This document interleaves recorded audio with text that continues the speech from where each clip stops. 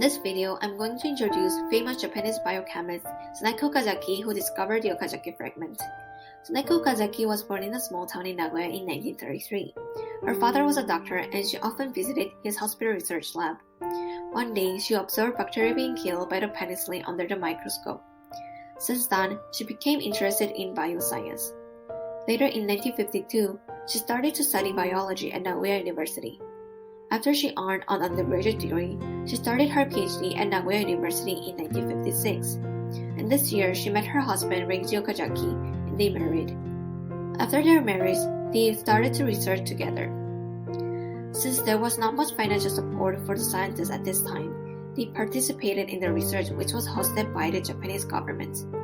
The research was about DNA synthesis and nucleotide in sea urchin and the frog eggs.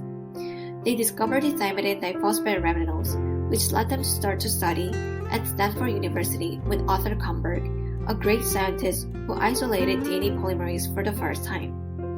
A few years later, in 1968, Tsuneko and Reiji announced their discovery of the Okazaki fragment in PNAS.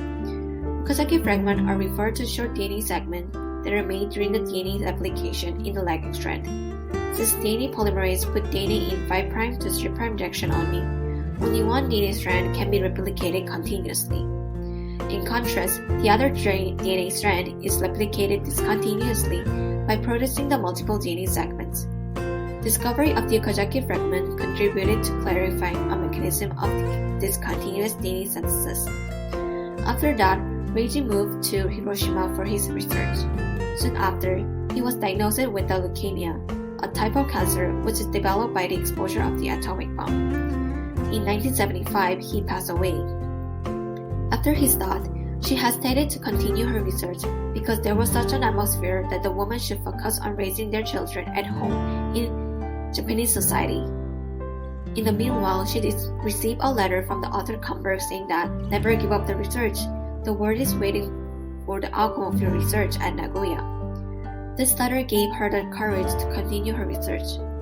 After that, she continued her research mainly about DNA and RNA words. Created using Powtoon.